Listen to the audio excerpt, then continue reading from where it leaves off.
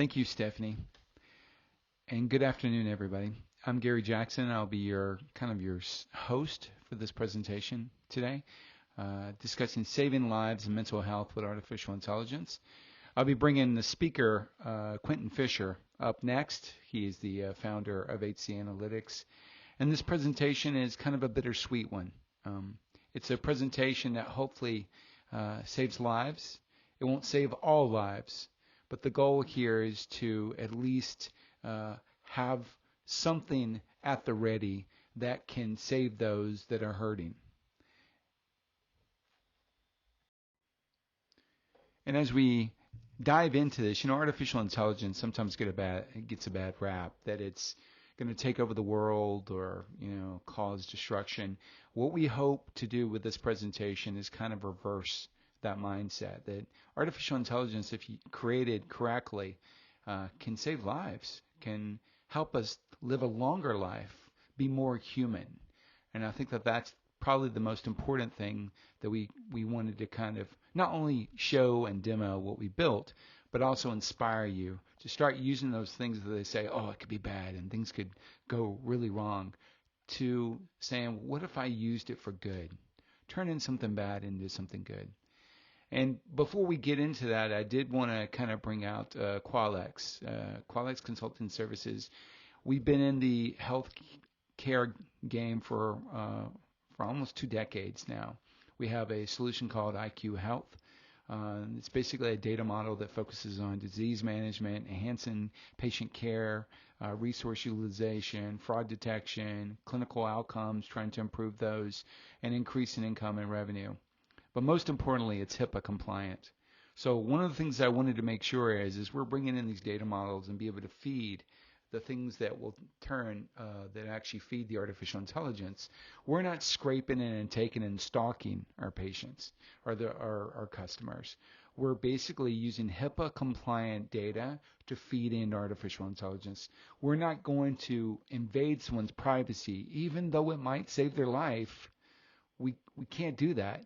We have to make sure that they at least we respect them enough for that. So as we present what we're presenting, just note that the data models and the solutions that we built that feed this artificial intelligence, they are HIPAA compliant and they do respect the privacy of the patients. The biggest worry about COVID-19 is, of course, right now it seems to be out of control, and you see it in the news every day, and you're like, I just want it to go away. So do we all. We all want it to go away.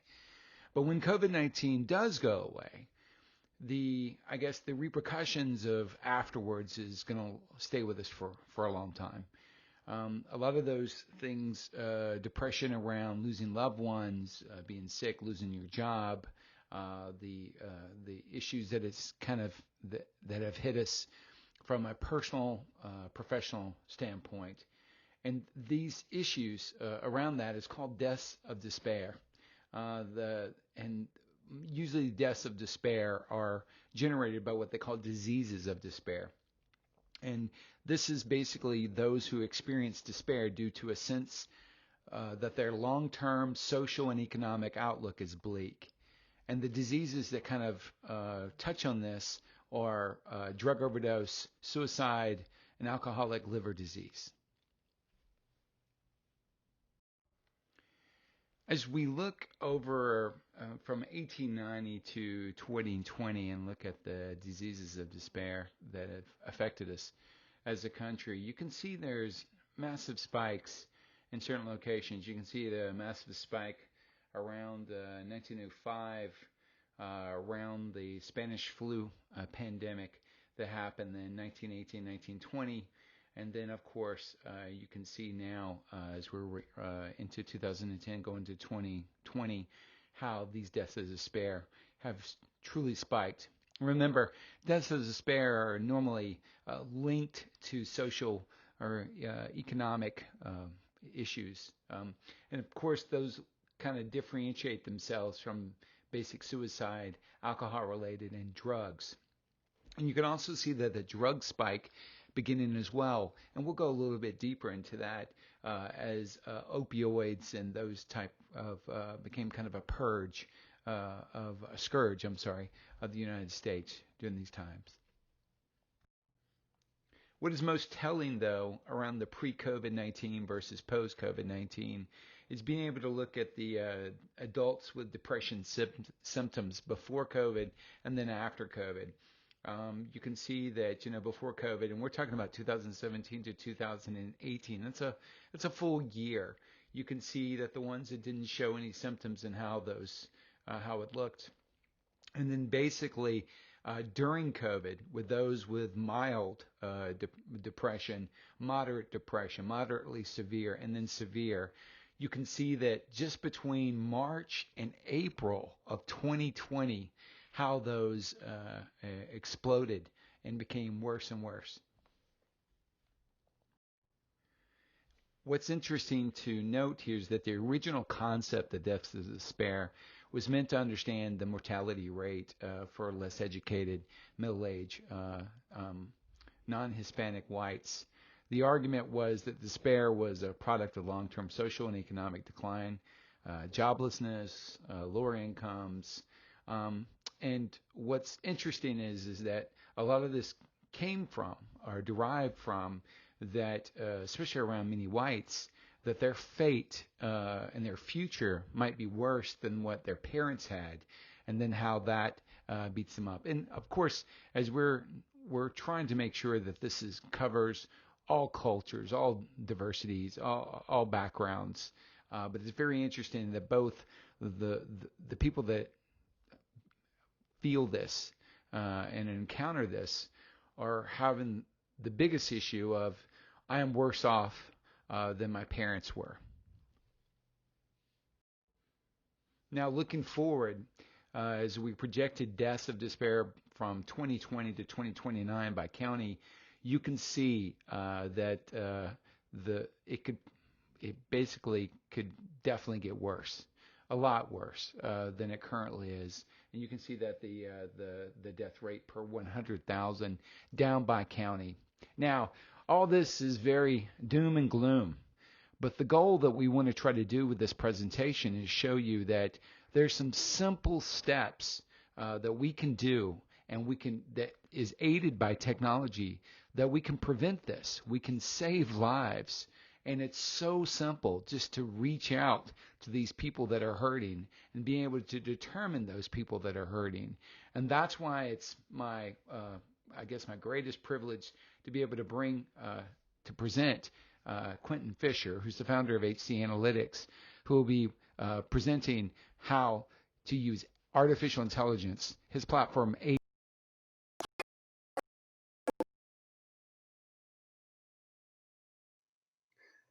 Well, Gary, thank you for having me on this to talk through this important issue and some of the solutions that we have in place.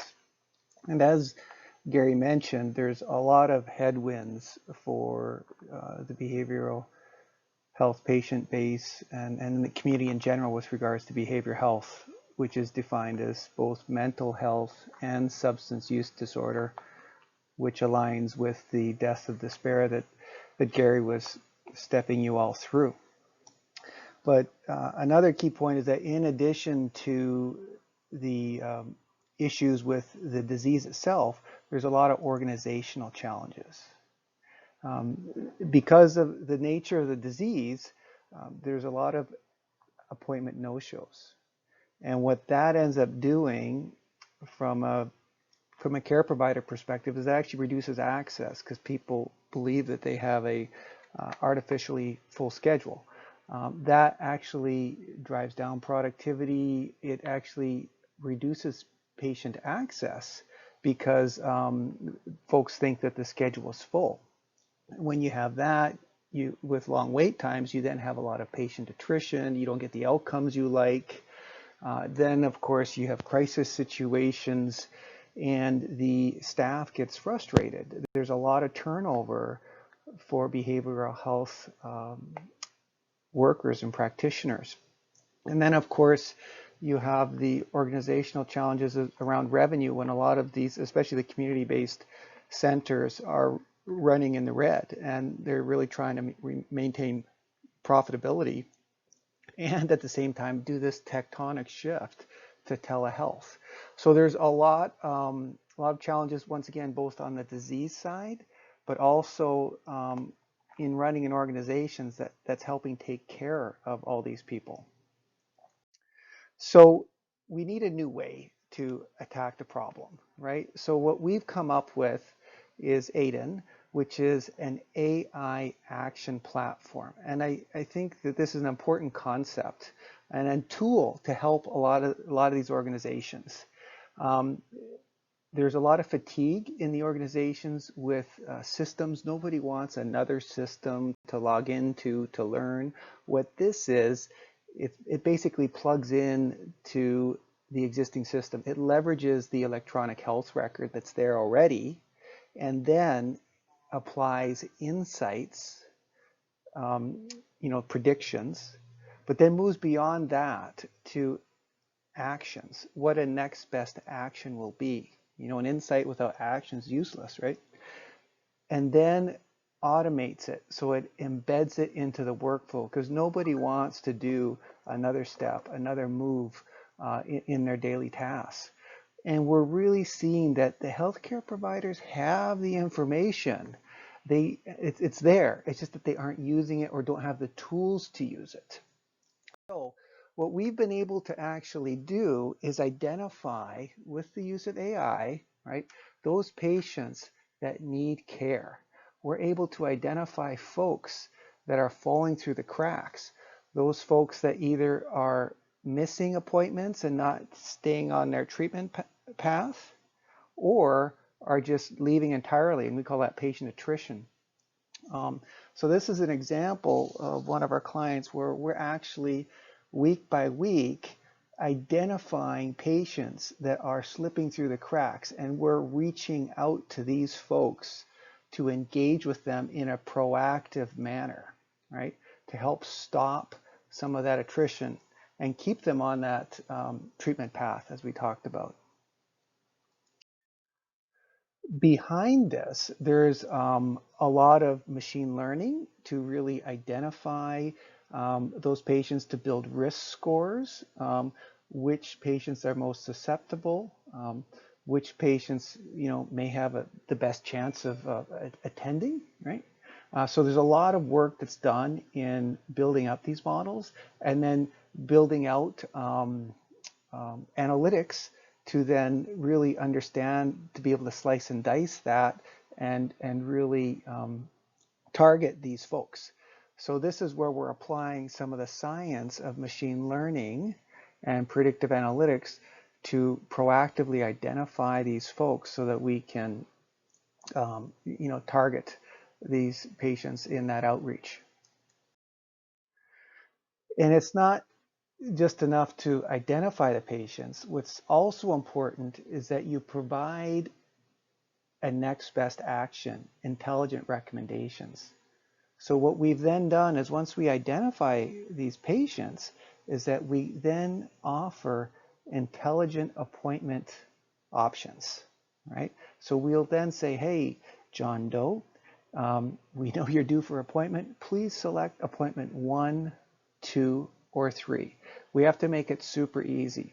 And once again, there's a lot of intelligence in these schedule options that we're providing that will increase their show rates and also really increase the productivity and maximize the capacity of the facility so that we can get as many people in as possible.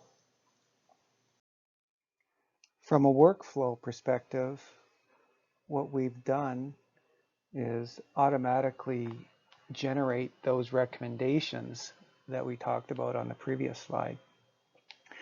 And if a patient is set up for texting, and we, in the community health side, we see at least 75%, and on the private insurance side, it's higher than that. What we do is we identify these patients, and then what we do is we run this by the clinical team. And we want to make sure that there's either an opt-in or an opt-out mechanism for the practitioners to then review that list that's getting reached out to. So the practitioner will, like I say, either opt in or opt out. Then what the patient receives is a very simple text that says, hey, we miss you. Please come in, and here's 3 appointment options. Please select 1, 2, or 3, or you can call the front desk or opt out if you would like. And we see a pretty good adoption rate with that. There are some patients that are not set up for texting. They don't have smartphones. And that is what we do there is we take that same scrubbed list and put it to the front desk for outreach. And basically they'll go in and call these folks. But it's an intelligent list, and they're not making random calls. They're targeting those folks that really do need to come in, and we prioritize that. So when the front desk does have time, they're always working on the patients that are the highest priority to pull them in and try and keep them on their treatment path.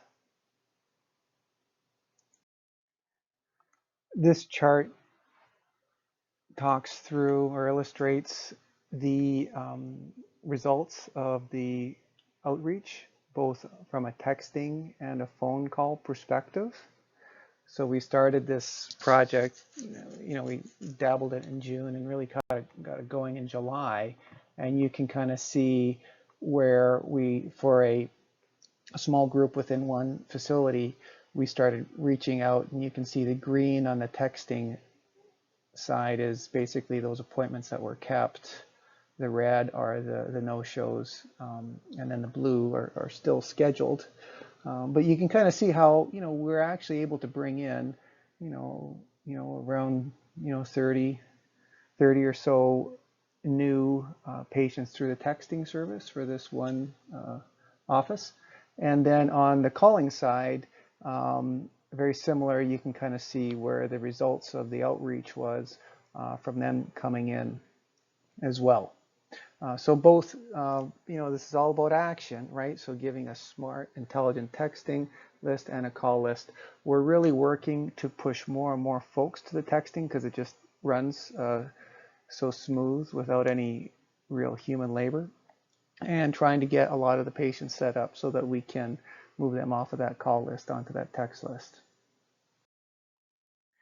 And it's providing some real results. So once again, we started this in July and just got this going for this one office. This is an example of where we reached out to 750 patients, and we actually got over 150 visits in that. So that's over a 20% visit rate. So that's not just people responding, that's actually visits that are happening.